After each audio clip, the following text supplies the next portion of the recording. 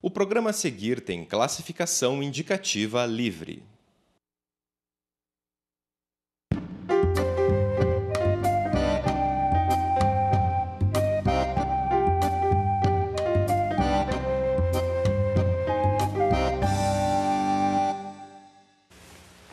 Olá, estamos novamente com você no programa América Latina Viva.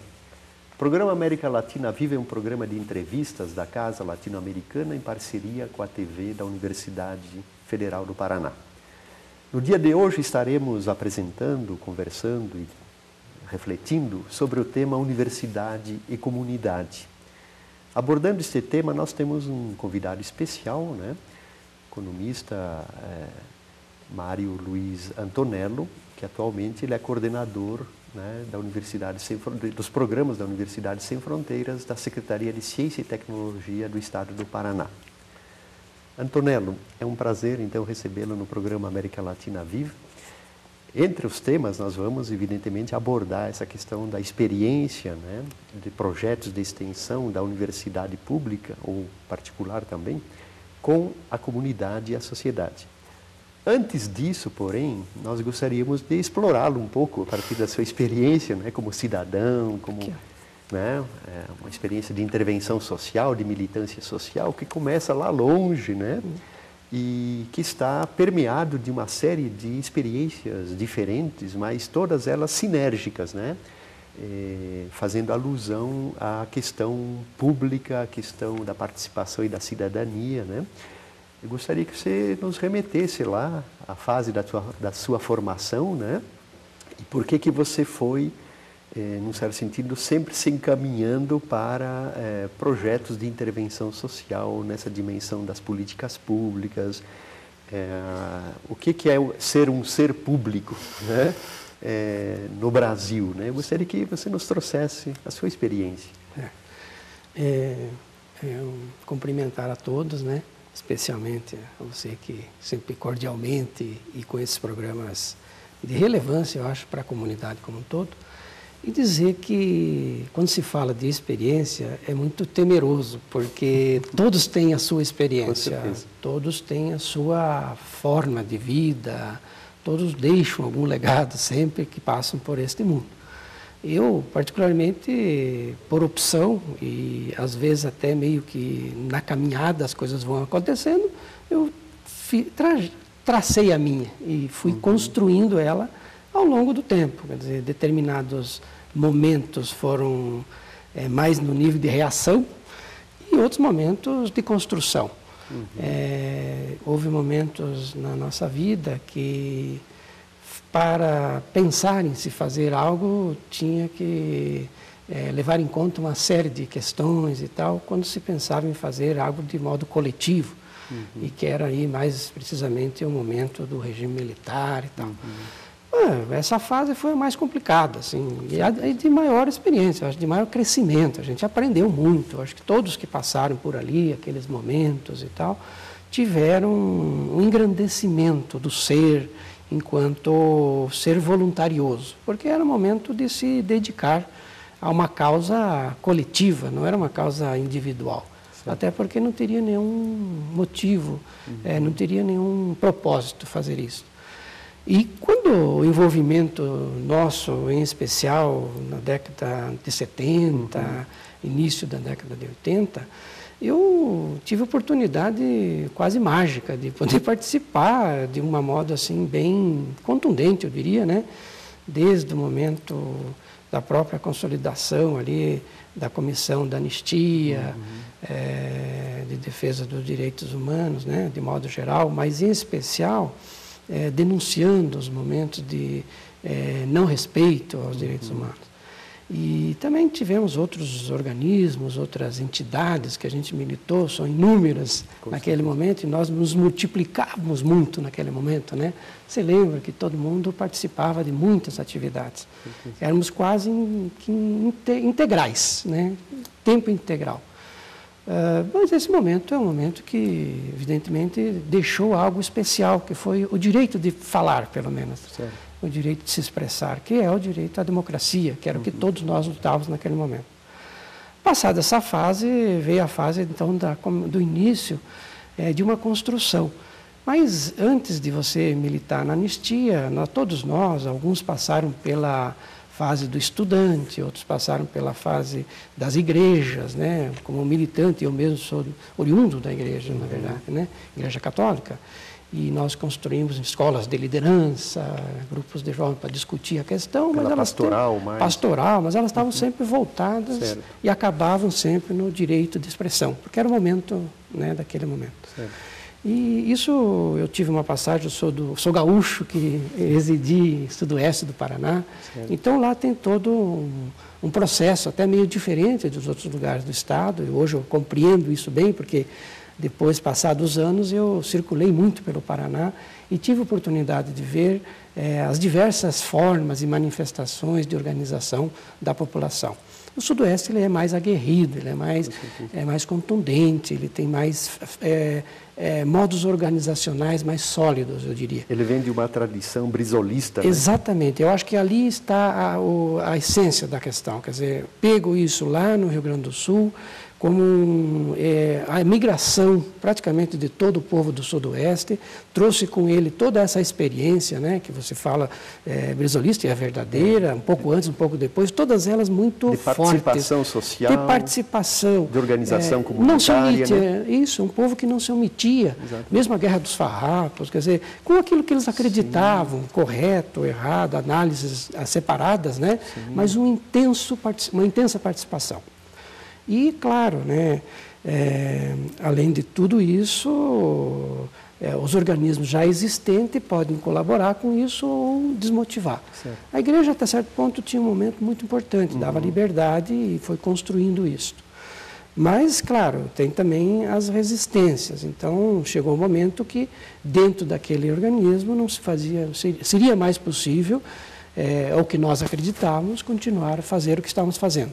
E aí partimos para as outras formas de organização. Certo. Antonello, então, o que você está nos relatando é muito importante porque ela é a expressão de uma cultura cívica, né, que você acabou não criando sozinho, mas, em certo sentido, potencializando a partir da tua vivência social, né, da tua inserção política, inclusive, né?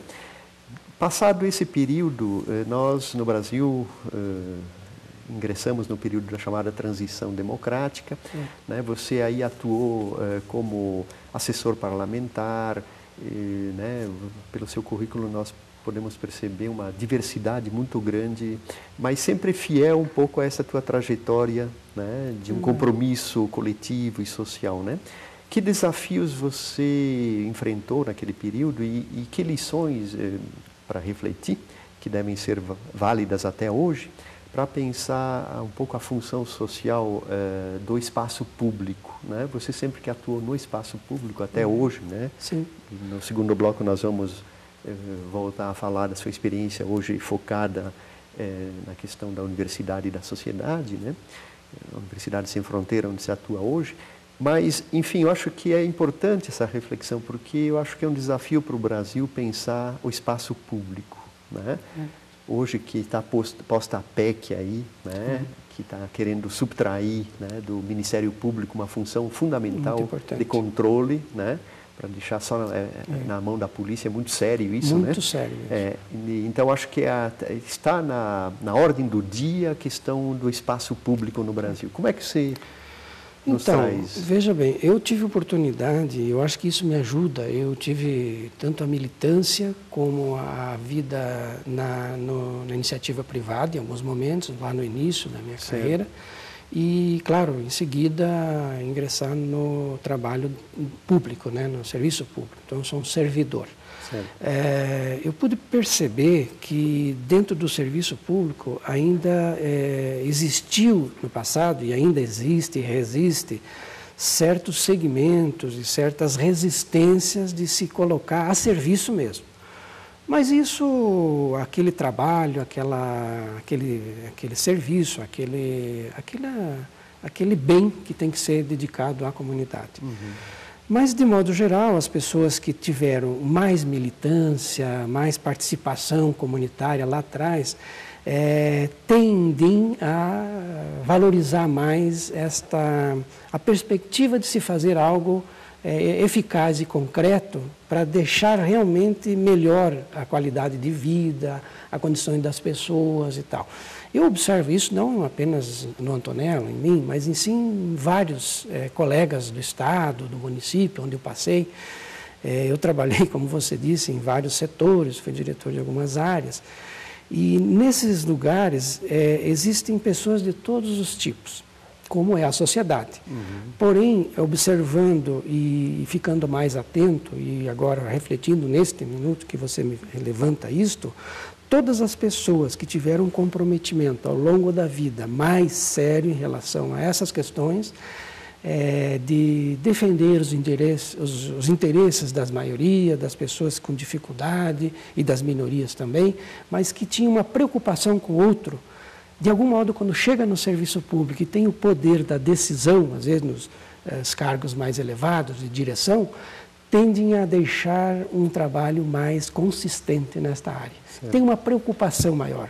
O foco fica mais direcionado para que as coisas de fato aconteçam e atendam aqueles que mais precisam. Porque no Estado, se formos analisar friamente, temos assim, como eu diria, uma arrecadação, né? Você traz um recurso, concentra e você distribui. Se você não distribui para aqueles que mais precisam e arrecada de todos, mas especialmente dos que mais têm, o Estado perde a função. Eu acho que a essência do Estado é isso, né, de modo geral. Isso é a minha avaliação, mas tem umas avaliações muito próximas disso, né, de que estudiosos e tal.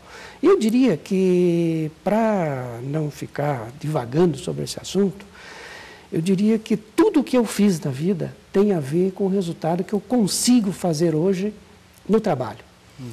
Porque eu consigo executar coisas que dependem muito do que eu tenho. Eu não posso ofertar aquilo que eu não tenho.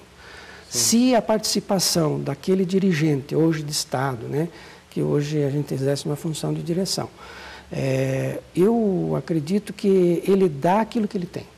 Então, se ele não tem esta vivência, essa expertise, ou não se dedicou à causa, ele acaba meio que trabalhando direcionado não necessariamente para aquilo que mais precisa.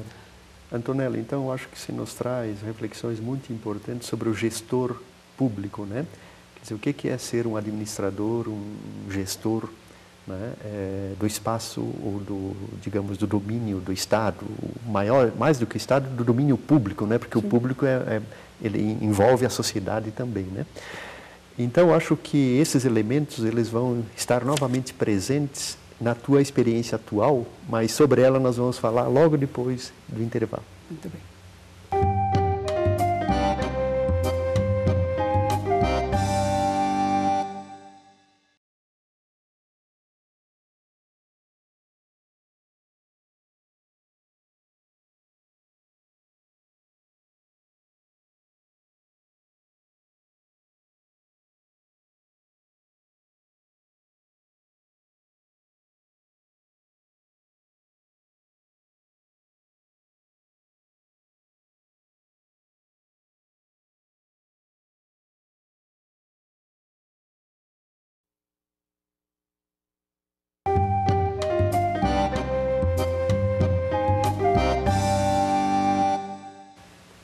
Estamos retornando com o programa América Latina Viva.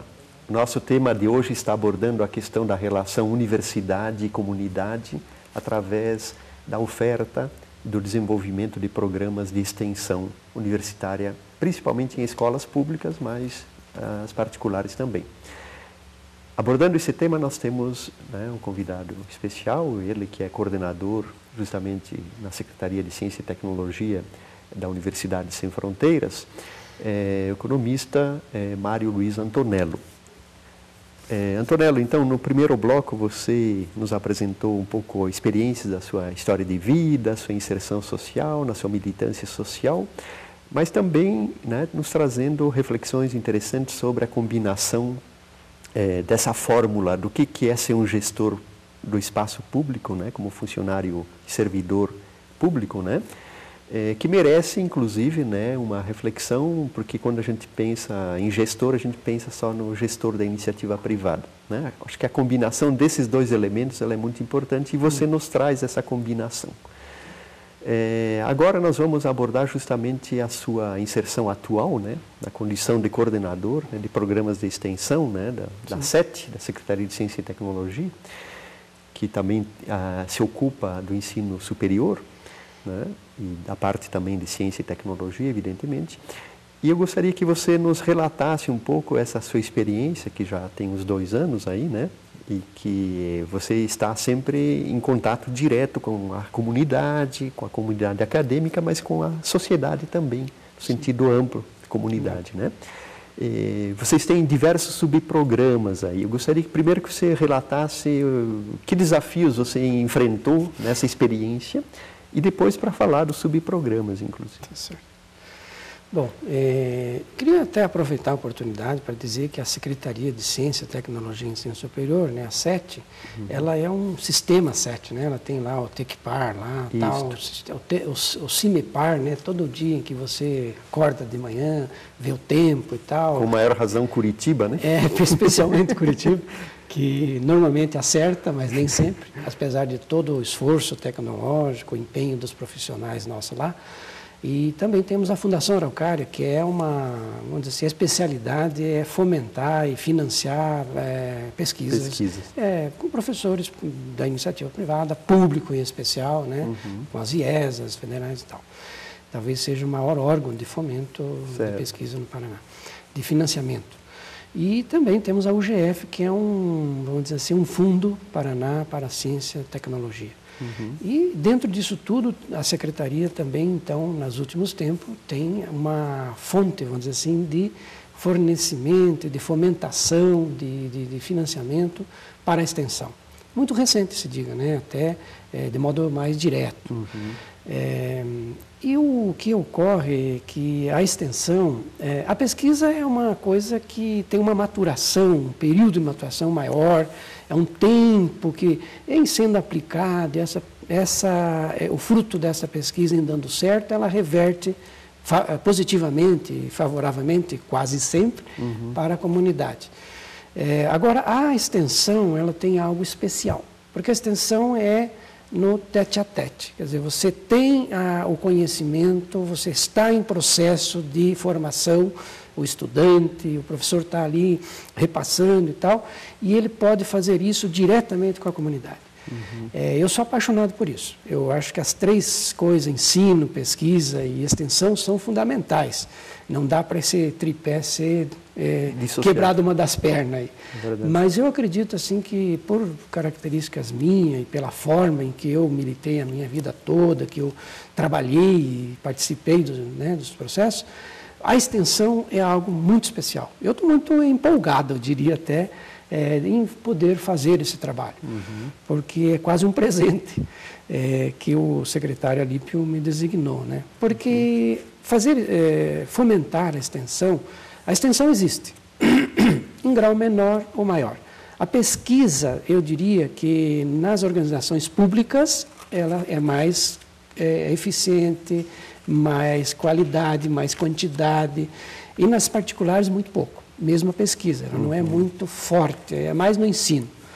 E na extensão, ainda menos ainda, então, proporcionalmente. Só um parênteses, Antonello, porque justamente você ter pesquisadores de qualidade implica altos investimentos. É verdade, né? O grande volume de recursos que implica você fomentar a pesquisa tem que realmente, às vezes, até repensar, né? Certo. O Estado tem que fazer isso de modo perfeitamente, está cada vez mais fazendo isso, acho que está melhorando. Nos últimos 10 anos, 12 anos, as coisas têm evoluído um pouco. Ainda estamos longe do que precisamos, é verdade. Certo. Mas eu tenho visto assim, um movimento positivo. Agora o governo federal alocou muito mais recursos do que tinha antes, e o Paraná fez um desafio que a cada real aplicado pelo governo federal, o governo do estado do Paraná colocaria a mesma quantidade. Isso tem trazido um benefício muito grande para os pesquisadores, aqueles que estão realmente atuando e os que virão na caminhada. A extensão ainda não há muita clareza, nem a nível federal, agora começa um pouco, e o Estado, acho que ele criou um dos mecanismos, como você falou. A Universidade Sem Fronteira, ela veio para suprir essa necessidade, assim como tem a Fundação Araucária e tal, mas ela ainda é incipiente, ela ainda não atende, evidentemente, tudo, e se diga isso porque eu converso todas as semanas com os professores, todos os dias, e tenho reuniões regulares com os diretores, pró-reitores de extensão. A propósito, né, Antonello, há um certo até preconceito geral sobre a extensão, que é vista como a prima pobre da pesquisa, né? Isso é interessante, isso porque eu também sou professor universitário e eu vejo que ela não é muito bem vista, a extensão é um trabalho menor, como se a sociedade não precisasse, né, dos resultados, né? Mas enfim. Veja, eu pegando aí esse gancho que você está me colocando, eu estava pensando aqui, né? Será que só a comunidade ganha com a extensão? Pela experiência que eu estou tendo agora, não como professor, eu sou um gestor, mas assim, na qualidade de fomentar, de financiar esses projetos de extensão, eu tenho visto o seguinte, o professor, ele se desloca, ele sai do seu cercadilho, né? Ele sai dos seus muros da universidade, do processo acadêmico, aquele mundo acadêmico. E ele, ao ultrapassar esse portão, ele vai diretamente numa realidade diferente, quase sempre. É diferente da vida dele, diferente da dele. Não só o professor, o estudante, o professor, ele encontra uma realidade quase sempre diferente. Até porque são os que mais precisam realmente. Então, todos os projetos são voltados para a comunidade. Sempre, o nosso, pelo menos, é sempre com foco nos municípios com IDH menor, com uma comunidade mais carente e tal. Para que a gente possa ser justo, sempre que o professor, o estudante vai até a comunidade, ele leva conhecimento, é verdade, mas ele traz de lá uma realidade. A demanda que está sendo, aquilo que está sendo demandado no momento, lá na comunidade, seja ela em qualquer área, pode ser comercial, pode ser industrial, empresarial, ou simplesmente nas relações, né, de comunidade e tal, mais simples, ou de trabalhadores, ele vai sentir, ver e observar a verdadeira demanda do momento, que não é a mesma de 10 anos atrás, ou 7 anos atrás, ela tem uma velocidade. E ele traz, se ele for um observador atento, e eles são, porque eles estão treinados para isso, os professores, e ajudam os alunos também a ter esta visão, eles trazem para dentro da universidade e muitos, e eles já me confessaram isso deles, que fizeram adaptações, ajustes em cursos, em matérias que estavam sendo ministradas. Isso é um crescimento que, por si só, valeria a pena. É um banho de realidade necessário. É verdade. E outra coisa, eu acho que o acadêmico, aquele que sai da universidade, que tem essa experiência, ele tem uma visão do mundo diferente. E ele pode contribuir de modo diferente para a sociedade. Aquilo que nós estávamos falando, que quando ele chega a ser um administrador de uma empresa ou um servidor público que tem a possibilidade de tomar as decisões junto com os demais, ele vai influenciar positivamente para que aquela realidade que ele conheceu possa ser melhorada e transformada. Ótimo. Antonello, eu gostaria que nesses minutos restantes você nos falasse sobre os subprogramas que vocês estão em andamento. Verdade. Isso é muito bom. Nós conseguimos fazer com que nós tivéssemos dentro da Sem Fronteira hoje 5 subprogramas. Apoio à saúde, apoio à agricultura familiar e à agroecologia, nós temos lá o apoio a incubadoras de direitos sociais, enfim, nós temos 5 subprogramas. Todas as áreas do conhecimento. Mas nós temos também outros programas que são projetos e eles transformaram em programas, que é o NEDIGE, por exemplo, que é uma forma de você... NEDIGE é um núcleo, né, de defesa dos direitos da infância e da juventude, onde nós alocamos, né, nesse projeto uma média de 10 a 12 pessoas, são professores e estudantes, e eles fazem então um trabalho de defesa junto às comarcas, não só, mas também com as próprias famílias e tal. Nós temos agora, recentemente, implantado um programa que fomos chamados, até o governador tinha isso em Curitiba, e ele levou para o Estado, e coube a nós desenvolver dentro da Sem Fronteira, como uma extensão. capacitar empreendedores, micro, pequenos, médios e informais, que é o grande volume de pessoas envolvidas nisso. Certo. Se você pegar todos os micro, pequenos, médios e informais, você tem quase que mais de 90% de tudo o que circula no Paraná. E nós estamos conseguindo fazer com 14 núcleos, com 50 consultores, então nós estamos dando 50 turmas a cada 2 meses. Não é só 66 horas aula, é também consultoria. Então eles ficam mais ou menos uns 30 dias na sala de aula e o restante dando consultoria, indo lá, pegando pela mão e tal, e ajudando aqueles que estão iniciando e tal o seu trabalho. Tem também em andamento agora uma ideia. Bom, nós já capacitamos no Bom Negócio, só para ter ideia, mais de 3.200 empreendedores. E a ideia é que até o final nós tenhamos mais de 17 mil treinados só em 12 meses de trabalho, que é a existência de um projeto. Mas ele tende a se ampliar e a continuar. E o IAD, né, a forma de trabalhar à distância, eu acho que vai complementar isso tudo logo em seguida. Tem um andamento agora que nós estamos proposto aí, é uma conversa ainda, mas está quase certo, que é um programa chamado Universidade em Ação, que vai envolver mais de 70 bolsistas e mais de 1.200 estudantes voluntários. Ok, Antonello, infelizmente, o nosso programa já está concluindo, né? Mas nós agradecemos muito, né, esta reflexão, esses elementos que se nos traz, justamente para entender melhor essa articulação entre universidade, sociedade e comunidade. América Latina Viva se despede aqui, agradecendo a sua presença, e esperamos você no próximo programa. Até lá!